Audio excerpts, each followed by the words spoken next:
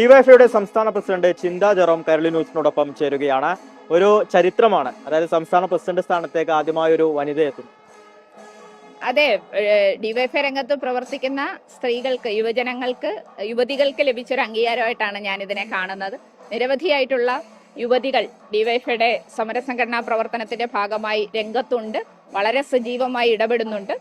കൂടുതൽ യുവതികൾ പൊതുരംഗത്തേക്ക് വരണം. അപ്പൊ അതിനെല്ലാം ഇത്തരം തീരുമാനങ്ങൾ കൂടുതൽ പ്രചോദനം നൽകും എന്നൊരു ആഗ്രഹം ഉണ്ട്. എല്ലാവരുടെയും പിന്തുണയോടുകൂടി ഈ ഉത്തരവാദിത്വം നന്നായി നിർവഹിക്കാൻ കഴിയണം എന്നാണ് ഞാൻ ആഗ്രഹിക്കുന്നത്.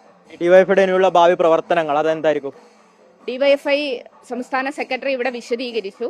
സമ്മേളനം കൈക്കൊണ്ട പുതിയ കാലഘട്ടത്തിന്റെ അനിവാര്യതയ്ക്ക് അനുസൃതമായ മുദ്രാവാക്യങ്ങൾ ഏറ്റെടുത്തുകൊണ്ടുള്ള സമരപ്രക്ഷോഭങ്ങളും അതോടൊപ്പം തന്നെ നമ്മൾ തുടർന്നു വരുന്ന ജനകീയമായ പ്രവർത്തനങ്ങളുടെ തുടർച്ചയുമാണ് ആലോചിച്ചിട്ടുള്ളത്.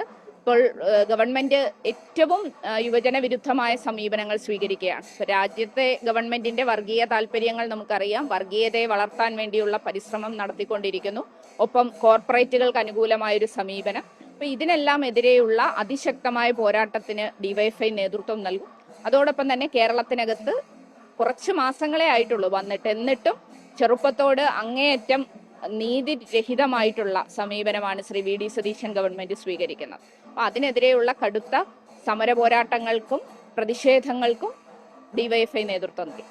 UDF സർക്കാരിന്റെ കാലത്ത് നിലവിലിപ്പോൾ കേരളത്തിൽ RSSന്റെ ഒരു അജണ്ട കൂടി നടപ്പിലാവുന്ന സാഹചര്യമാണ്.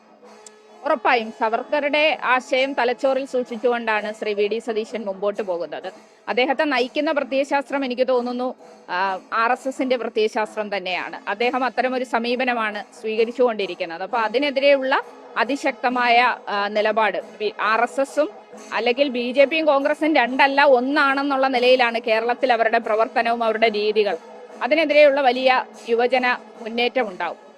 സമര പോരാട്ടത്തിന്റെ നാളുകൾ തന്നെയായിരിക്കും. ഉറപ്പായിട്ടും ആയിരിക്കും. കാരണം ഞങ്ങൾ സമരം ചെയ്യാൻ നിർബന്ധിതമാവുകയാണ്. ഭരണകൂടം സ്വീകരിക്കുന്ന തെറ്റായ നയങ്ങൾക്കെതിരെ സമരം ചെയ്യാതെ മറ്റൊരു നിവൃത്തിയില്ല. അപ്പൊ ആ ഒരു നിലയിലേക്കാണ് കേരളത്തിലെയും കേന്ദ്രത്തിലെയും ഗവൺമെന്റ് മുമ്പോട്ട് പോകുന്നത്. അപ്പോൾ അങ്ങനെ ഒരു ഘട്ടത്തിൽ കാലം ആവശ്യപ്പെടുന്ന സമരമുഖങ്ങളിലേക്ക് ഡിവൈഎഫ്ഐ പ്രവർത്തകർ ശക്തമായി ഇറങ്ങും. എല്ലാവിധ അഭിനന്ദനങ്ങളും. ഇപ്പോൾ ചിന്ത സൂചിപ്പിച്ചതുപോലെ തന്നെ ഡിവൈഎഫ്ഐ സംബന്ധിച്ച് ഇനി അങ്ങോട്ട് സമര പോരാട്ടത്തിന്റെ നാളുകൾ തന്നെയായിരിക്കും. ക്യാമറമാൻ ജയപ്രകാശിനോടൊപ്പം അമൽനാഥ്, കൈരളി ന്യൂസ്.